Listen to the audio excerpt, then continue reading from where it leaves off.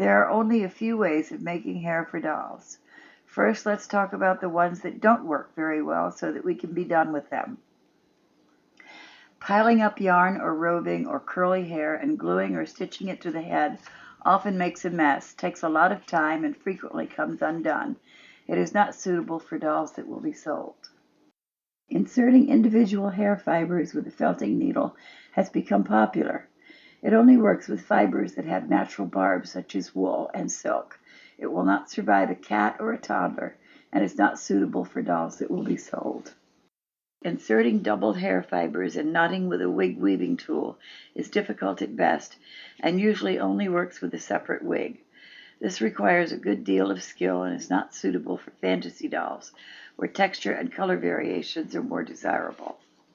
Commercial wigs are also not suitable for fantasy dolls, where texture and color variations are more desirable. Wigs made from craft fur or natural fur hold up well, but they are generally single color and texture. In some rare cases, usually found in the fabric district in New York City or Los Angeles, multi-texture and color faux furs can be found. The prices are outrageous, but you don't need very much. In most cases, and particularly with fantasy dolls, wefted fibers glued or sewn to the head are the best alternative. Wefted fibers are stitched together side by side at one end. You can weft any fiber, including fabulous yarns, shredded fabrics, natural rovings such as wool, mohair, camel, flax, and straw, artificial fibers such as metallic threads and shredded plastic film, and almost anything that is long, thin, and flexible. You can make your wefts whatever length you need for the doll.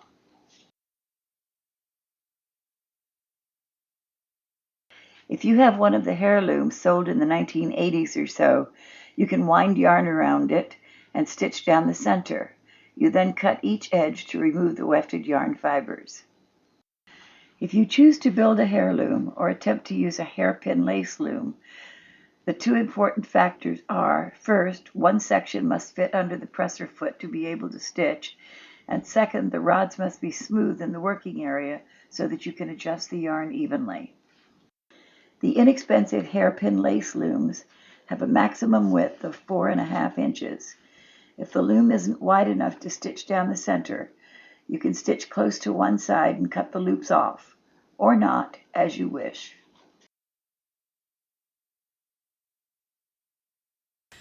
Okay, I just have an 8-inch rectangle. Cut a slash to put your starting end right there, and simply wind it around. Just put it next to another, to the one before it, not on top of it. You don't want to bunch it up. It'll be far too much hair if you do that. And don't make it tight or it will curl the cardboard, thereby making the hair shorter than you want it to be.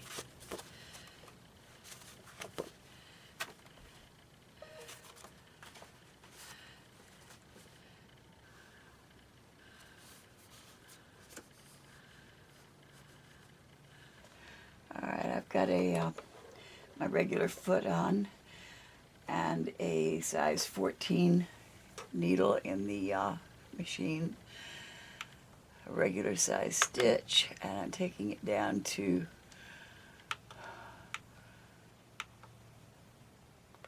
0.5 millimeters. That's real tiny. The object is to perforate the cardboard so I can get it off of there.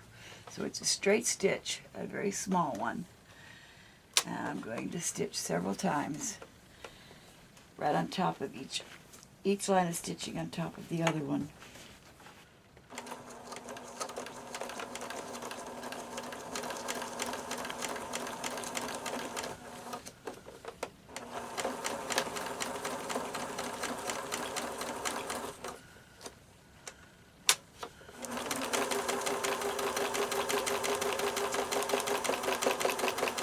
Let's move slowly because the stitch is so tiny.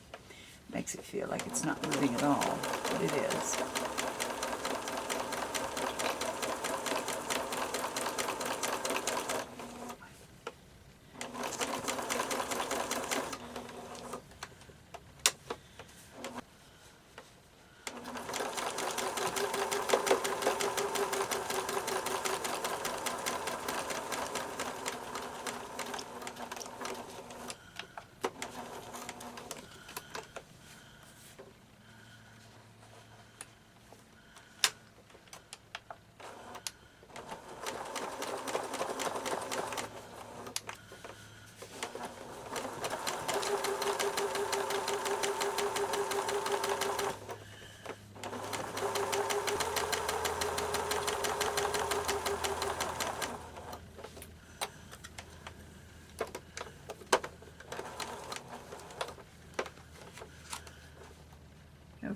years I did this with a tiny zigzag stitch and had a terrible time getting whatever I stitched it to out of the fibers, until Jim made me realize the object was to perforate the cardboard rather than stitch the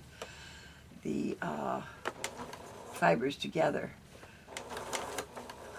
The cardboard is perforated. It'll pop out of there easily, but I'm going to put about 3 to 4 rows in here because I need enough to handle so I can glue it onto the doll's head or stitch it onto the doll's head.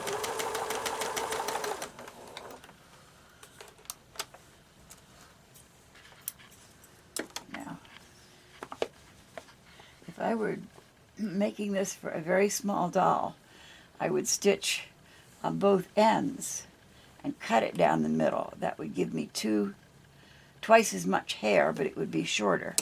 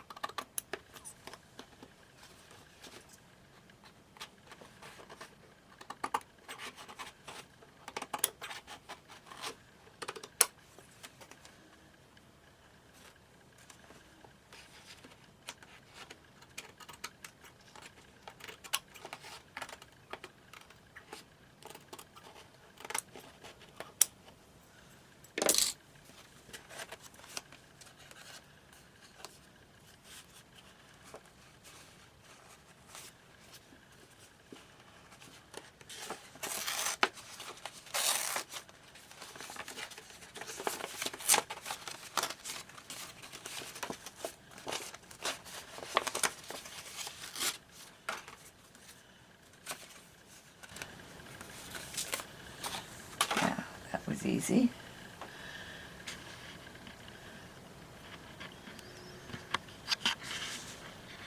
Now,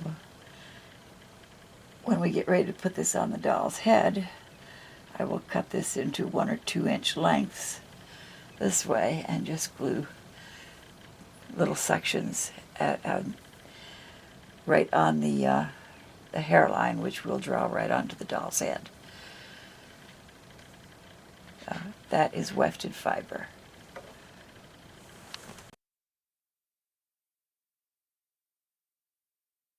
The easiest way to weft fibers is to use a low-tack masking tape to hold the fibers while you stitch them together. After lots of experiments, I have found that Scotch low-medium adhesion blue painter's tape for delicate surfaces works the best of what is easily available. They make one with even less tack, but it's hard to find.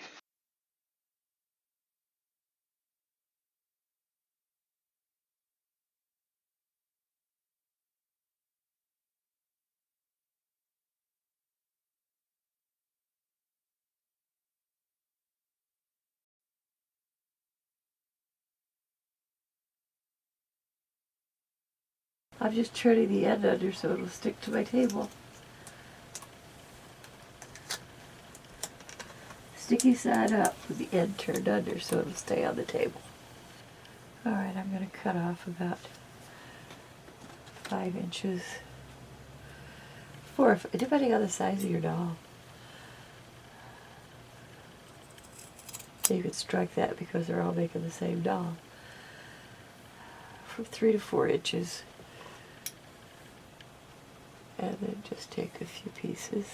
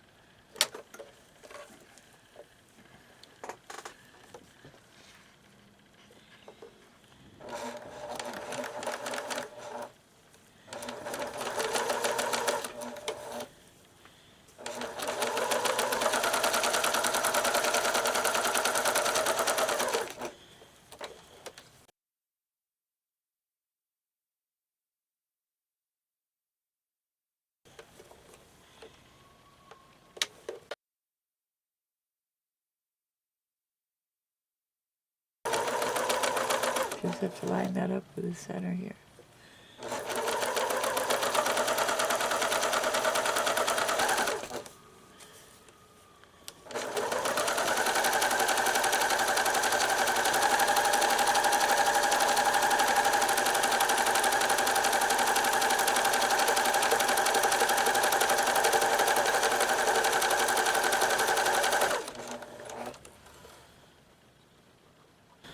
Gunk.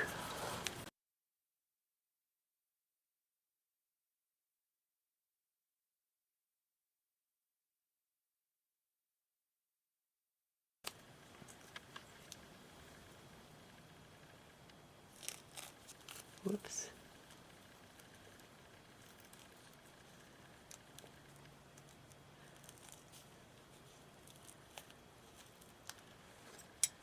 There's a thread there.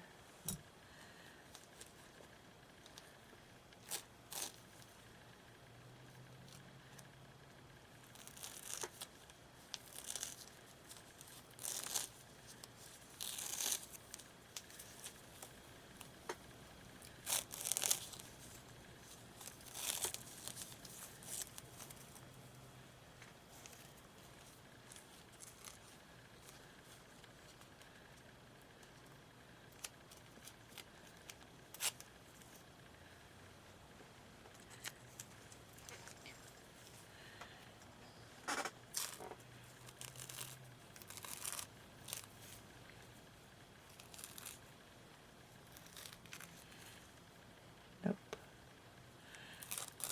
Not on the ends, anyway.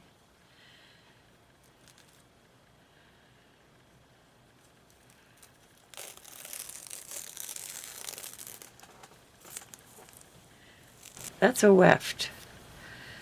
But usually you have a bit more than that to hold on to. Maybe I'll do 3 rows of stitching next time, or even 4. But this is wefted. This is wefted fiber.